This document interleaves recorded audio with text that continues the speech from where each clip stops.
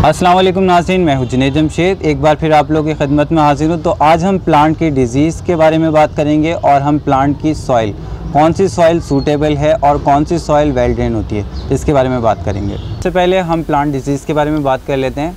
जैसा कि मैंने आप लोगों को पहले भी दिखाया था, ये हिबिस्कस प्लांट जब हमने रिपोर्ट किया था तो इसकी जो रूट्स थी उसके अंदर जड़ों में ट्यूमर टाइप के बने हुए थे। ये प्लांट की रूट्स के अंदर एक बीमारी आती है, ये इसकी डिज़ीज़ होती है।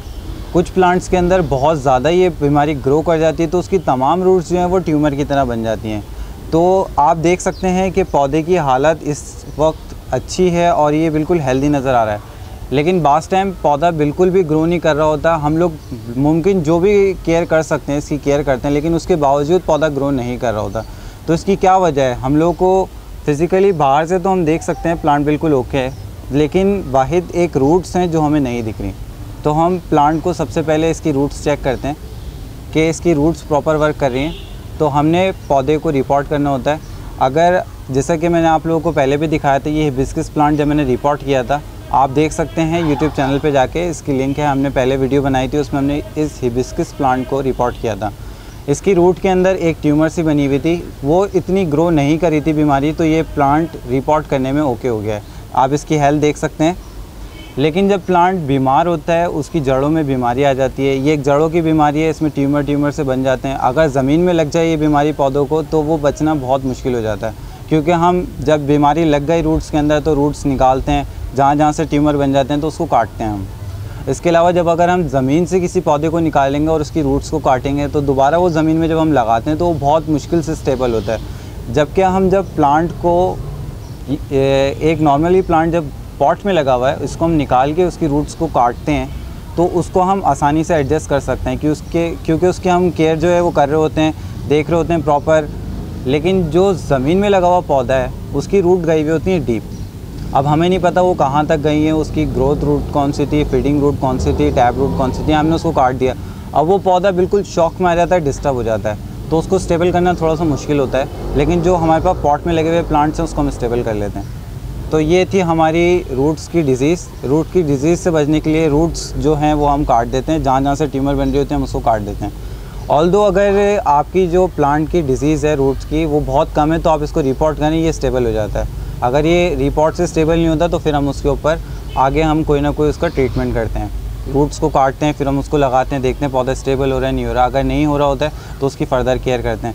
उसके अलावा जब पौधा बीमार होता है तो इसके अंदर कीड़े हमलावर हो जाते हैं। तो जब पौधा बीमार होता है तो इस पर कीड़े हमलावर होते हैं। तो आपने ये देखना है कि पौधा अगर आपका ग्रो नहीं कर रहा है तो एक तो हिंट ये मिल जाएगी हमें कि इसके ऊपर कीड़े हमलावर हो जाएंगे। आप लोग यहाँ पे देख भी सकते हैं हमारे हिबिस्कस प्लांट में मिलीबग्स लग रहे हैं।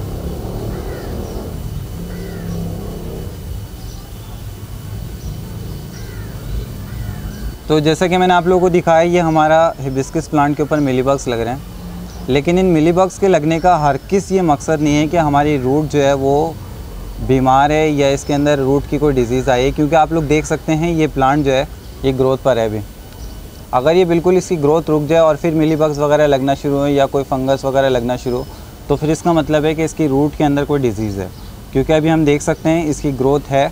जब पौधा ग्रो कर रहा होता है तो इसकी जो शाखें होती हैं वो नरम होती हैं।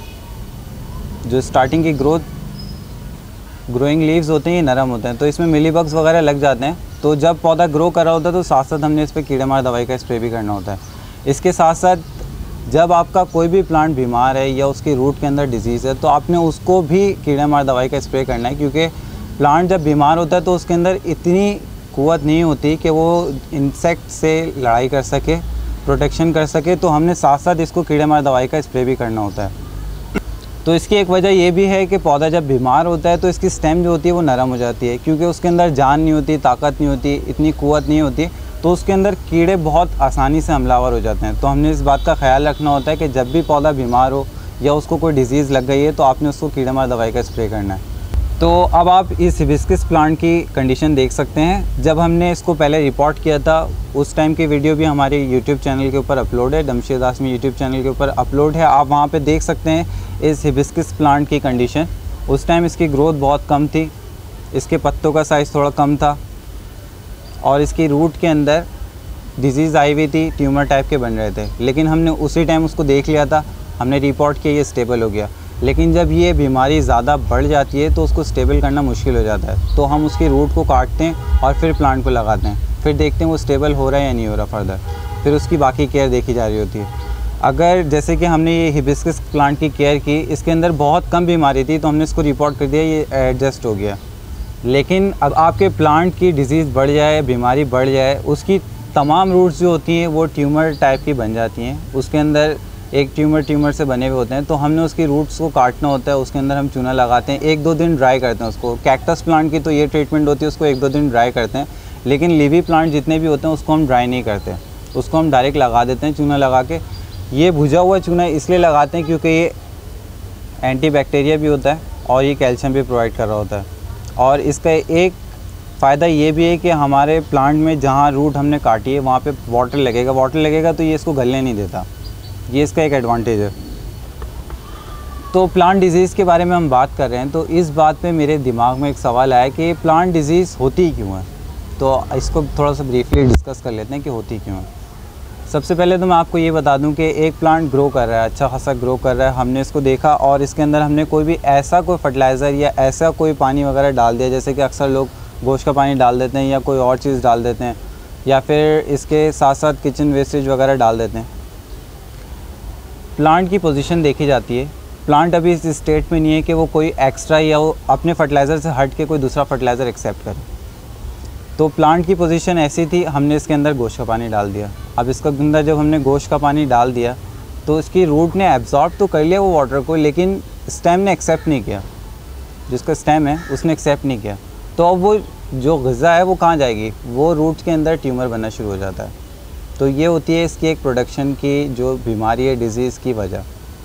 इसी वजह से हम कहते हैं कि आपने बैलेंस फर्टिलाइज़र डालना है, जो इसका प्रॉपर फर्टिलाइज़र है वो यूज़ करें, NPK DAP।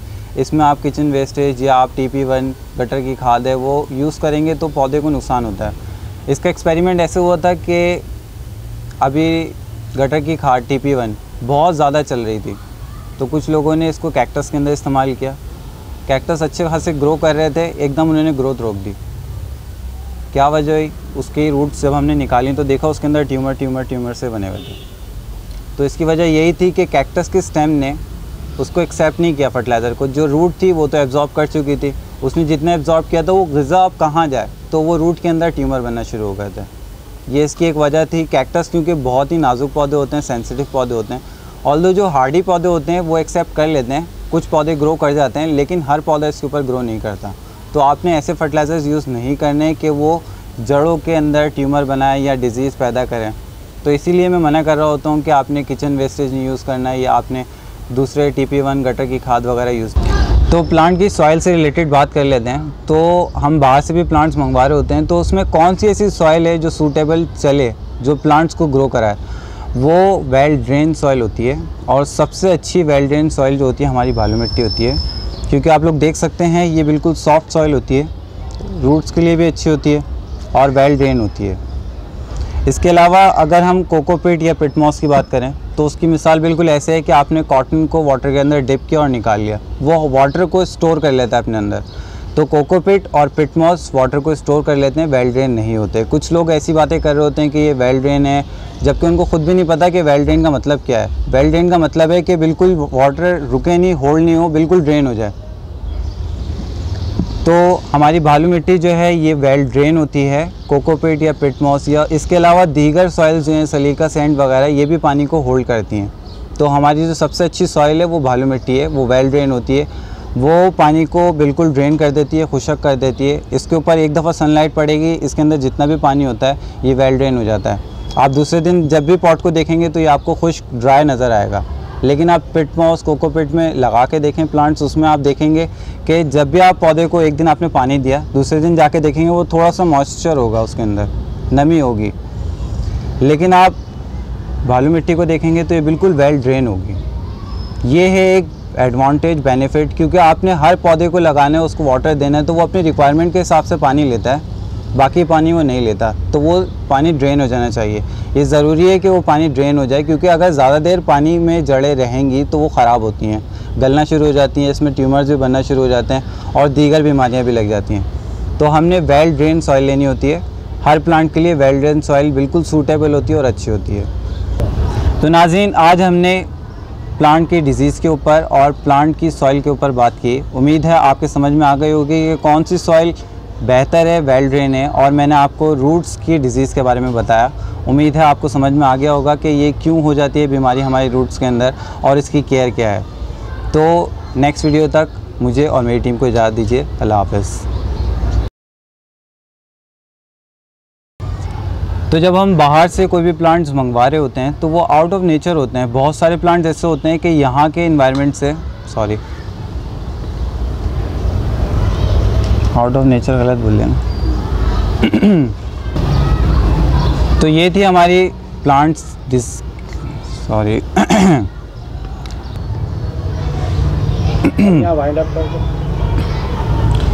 तो नाज़रीन, ये था हमारा